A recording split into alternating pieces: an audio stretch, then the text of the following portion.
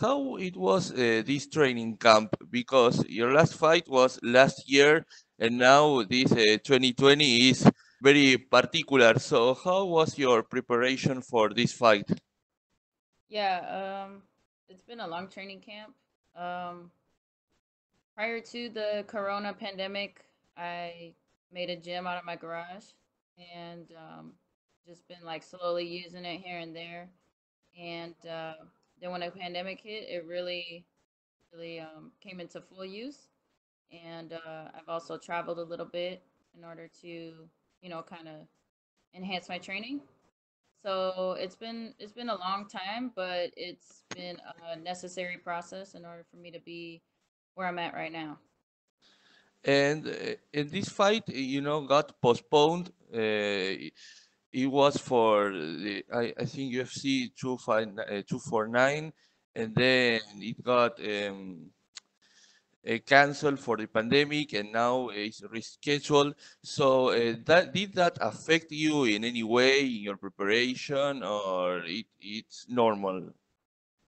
Um, it actually was the best thing that happened for me, just to get a reset. I was already ready for that fight, but I think having a little bit of extra time really made me realize a couple more things I need to realize, and feel great now.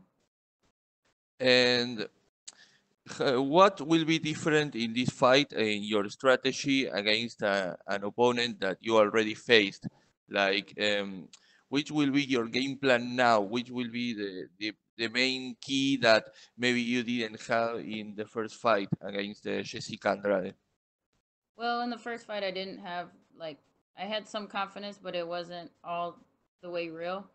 And now like I have much more genuine confidence, like real confidence based on my preparation, not just based on what I did before. And then just technically speaking, I think like we patched up some holes, but really it's overall it's the mentality and it comes from the preparation, and I think that's the biggest difference. And I'll be more myself, and it'll look more like my other fights where I was being myself, but uh kind of 2020 version of that, like a new and improved. And my last question is, um, can you talk us about how it was this mental process of getting the fit and then trying to rebuild yourself to get better and get the chance to face this opponent again and defeat it? Like, how it was this process of getting okay, if you were okay with the defeat, and then um, all this process, if you can talk us about that. Yeah, I had to kind of just stop thinking about fighting for a minute because I wasn't like super interested in it at the moment.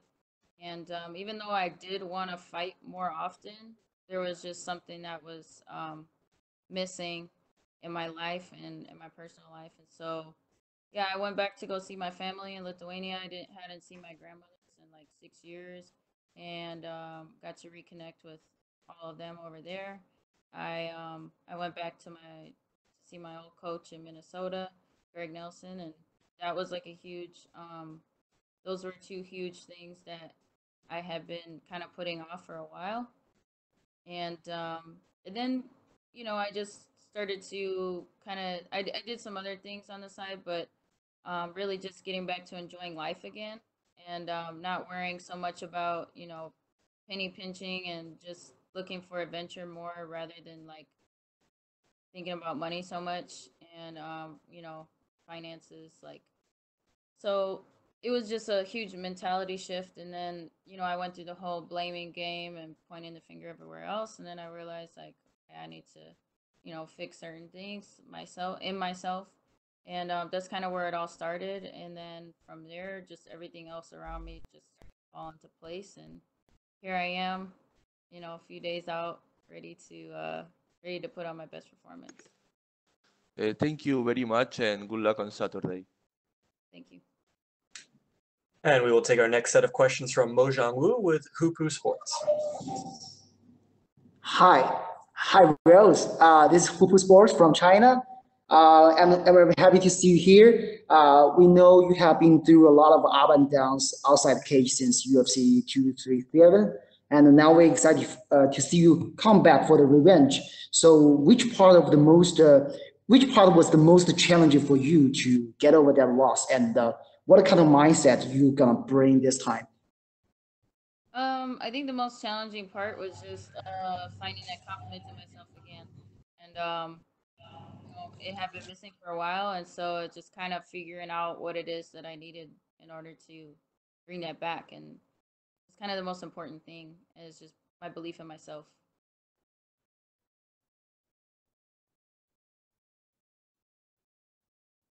Last year, and as your Greek fight, I think your mic cut off. What was that? Okay, I remember you said you don't think that John Lee vs Joanna is the best fight of the year. As a Greek fight should have both techniques and movements that not rather than having too much damage on each other, right? And but many Chinese fans think that the meaning of this fight has already surpassed the fight itself. Since John Lee had been through many difficulty before entering that fight, plus show the spirit and got a victory. So, what do you think of these comments? Would you have a second opinion after you hearing all these comments? Uh, I don't. I mean, I know that was meaning a lot to the Chinese people. I guess that's like huge. I didn't like that's something that I didn't really think about. For me, there's so much meaning to a lot of like other fights that from my perspective, that's it's just a different opinion. So yeah, that's pretty much it. So, and also I have a last question. It maybe sounds a little bit silly, because many Chinese friends started to notice you when you were storing a long hair, but now you change your style. Even though I think now it's more fun, it's even cooler. So some guys ask me whether you have interest to restore that long hair style. You really have that kind of intention to do so in the future? Oh, which style?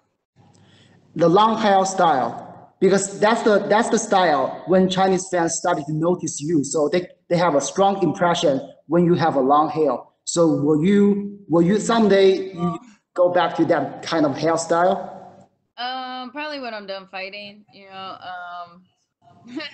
but yeah, it's a little bit of a challenge to and I mean I think I pull it off pretty well. I mean if it was different if I really had like a lumpy head or something. Okay. I have a last question. So John Lee told me recently that her next intended opponent is you, and she highly credited you fighting abilities in many ways. So is that possible for you two to eventually fight in the cage with or without belt? Do you think John Lee will maintain her title until you fight against her? Yeah, I would think so. I mean, yeah, I don't see for her to fight anybody else until then. So, I mean, anything can happen, but that's what I see happening. So even if without belt, you would like to fight with her. Oh, absolutely. I think she's proven herself as a champion, and she's I always said that anybody that can beat Joanna is worthy of the belt, and is somebody that I want to fight. So good luck on Saturday. Thank you. Thank you. And we will take our next set of questions from Damon Martin with MMA Fighting. I saw in the latest episode of Embedded that Trevor Whitman talked about how Pat Barry has kind of turned into a bit of a head coach, especially for this fight because you guys were training so much at home. I know you've worked with Pat obviously for years, but that transition into him being more of a head coach, how is that, and how is that dynamic kind of helped you going into this fight? Um, I think it's going to help for this fight because his style, he under, I think his styles, Trevor and Pat's style really complement each other very well, and like I've been um I've been working a lot with Trevor over the years to where now it's time to balance that out a little bit more, and we really focus on the footwork and the boxing side of things, and because that's like what Trevor's like specialty is. Even though he is a well-rounded MMA coach, his boxing for MMA is unmatched. And so that's something that we've really tapped into, especially fighting somebody like, my past fights with Joanna and just like leading up to that. Because against a traditional, just regular kickboxer like she was, it was really like the footwork was something that she was having trouble with. Whereas somebody like Andrade, she's just a little bit different. She's more of a brawler, and she comes forward, and so the footwork in spots is gonna help. But really, it's all about you know, it's she doesn't mind missing punches in order to gain some ground, and so we're not gonna give her that, and we're not gonna give her that satisfaction. So I think more of a Pat Barry style is going to you're gonna see that it's going to stifle that. I know your journey in martial arts has always been more about the martial arts than titles or certain fights and things like that. You've never been consumed by vengeance, at least in our conversations. But considering the way the last fight with Jessica went, you were winning, pretty handily, and then obviously the slam happened. Was this one you wanted back? Were you happy to get this rematch, or was it just a matter of this is the fight that was offered? It's a little bit of that, and then it's also like I'm okay with fighting anybody, but yeah, I mean, there is a level of excitement that comes with you know, like correcting all of my mistakes and seeing all the results of my training. When you were champion, I don't want to speak for you, but it's kind of like a love-hate relationship with that attention and kind of having the spotlight on you constantly. As I said, you've always kind of been about the passion of martial arts. I think everyone knows this fight is probably going to be a number one contenders fight. Does that matter to you at this point? What is your relationship with the UFC title as a former champion, knowing that you could be right back in that position with a win here? I mean, it's a lot healthier now. I feel like when you go lift weights and you pick up the bar to see how heavy something is. That's kind of what my title reign was, and I know how to handle it a lot better now. Um, but I'm also not. I'm not thinking past this fight. I'm focused on Jessica Andrade. I'm focused on controlling myself. Focused on showing up the best version that I could possibly be, and that's really all there is to it. And my last question, as I said, the last fight with Jessica was going your way originally. Is there a point of kind of putting a stamp on this performance, getting the finish, getting that kind of dominant performance? Because again, that's where it was headed the last time, and then the slam happened. Is there kind of do you want to feel like you need to put, or you want to put an exclamation point on this performance? I always want to put an exclamation point on all of my performances, but I'm fully prepared to go 15 minutes, 100% discipline and focus, and just making sure that I'm making the right choices in those moments. And I always say that I'm a natural born finisher. Like when I smell blood, I'm the best at that. So I don't need to force anything. I just need to be myself, stay disciplined for 15 minutes, and the finish will present itself within that. Thank you, Rose. And we will take the next set of questions from Nesta McGregor with BBC. Rose, greetings from the UK. Are you okay? Yeah. I just wanted to ask you, this fight happens in the middle of a global pandemic on an island. There are lots of people that won't know about being tested for coronavirus. So how many times have you been tested? How careful have you had to be? And what's that like on top of everything else in preparing for this fight? I think we've been tested, let's see, 1, 2, 3, like I want to say 4 times already. And I have I've been taking my own precautions, but I naturally just sort of social distance anyways in my regular life, because I'm just not about sitting in traffic or being in big crowds of people unless if I don't have to, or unless if I have to. But nothing too much has changed for me in my regular daily life, except for just not being able to go to my favorite restaurants. Um, so yeah, I think the transition through all this has been a little bit tough as far as like anytime that I focus on what's going on in the outside world as opposed to my own reality, that's been a challenge sometimes. But I've ever since just like focusing on me and that's it, my life has been actually pretty awesome, and I'm like super like blessed. Yeah, absolutely. I don't know if you've seen the Bruce Lee film Enter the Dragon. Does this feel a little bit like that? And are you Bruce Lee in this scenario? Are you going to come out victorious? It's definitely a little different. You know, there's certain things like there's definitely a lot of you know, like just weird little things coming here. It's like a ghost town here, and it's not doesn't really quite feel like an island. um, but yeah, we just been in the hotel room, so it's just been a cool like. But so far, it's been a really cool, peaceful fight week. Just waking up like super early in the morning, and then like you know, or I shouldn't say waking up super early in the morning, but like being at the like nighttime schedule has been like super peaceful because it's been really quiet, and I'm just ready to go. And the final question for me, we've obviously got coronavirus going on, but we've also got around the world protests for lots of different reasons, including the Black Lives Matter movement as well. You are, a woman in a sport that was always mostly male dominated. So how important is it for athletes, including yourself, to kind of make a stand against discrimination? And will you be doing anything to kind of show solidarity for any of the movements?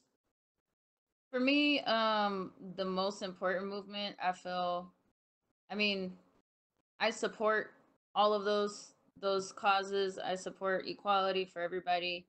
For me, what I'm on a mission is my mission is to become the world's greatest farmer.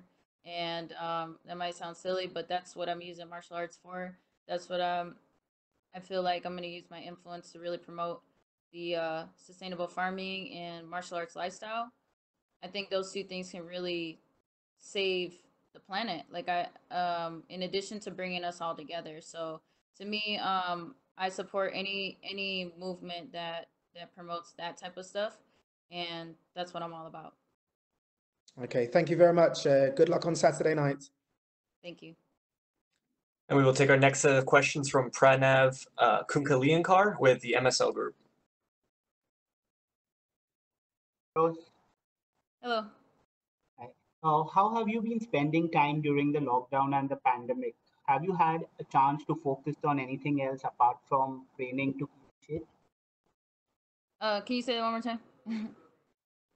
How have you been spending time during the lockdown and the pandemic? Any Oh. fitness and the health tips you would like to give the people out there to stay in shape? Yeah, so basically when all of this the quarantine and everything happened, I I focused on, growing or sorry, getting more into my garden, and then also training. And those two things really give me a balance in my life. Um on the one hand, I focus on, destroying my opponent, and on the other hand, I focus on growing something that I can eat and provide for, me and my family. And so those two things really give me a balance. And as far as like just staying in shape, always just doing what you can with what you got and where you're at. Like that's always the best thing you can do is just, shadow boxing is some of the best workouts that you can get. Also like I don't know if, anybody's aware, but, vitamin D is like super important. Getting out into the sun, getting some fresh air. Like I understand that these are important for us, like, while we're around each other and stuff, but it's also important to get that fresh air as well, and that sun. And zinc, ginseng, those are all things that are really good for you and can protect you. Okay. My last question for you is, tell us a bit about your experience of being a woman athlete in the world of MMA and UFC. How are the pros and cons of Are the pros and cons of being a female? women athlete in the Oh, world of MMA and UFC? yeah. I think the pros are that we're, for the most part, we're respected as opposed to like um as opposed to like other sports. MMA is definitely something that like anybody can get into as far as for the women's. So like that's pretty cool that that we can be right alongside men and be in a male dominated sport as well. I think that's like the coolest part. The cons, I think I don't know. I can't really think of any right now. I'm sure there's a ton, but you know, I try not to, you know, any type of challenges that I have as a female, I don't focus on too much. I mean, I think there's always something, but like I don't let that slow me down.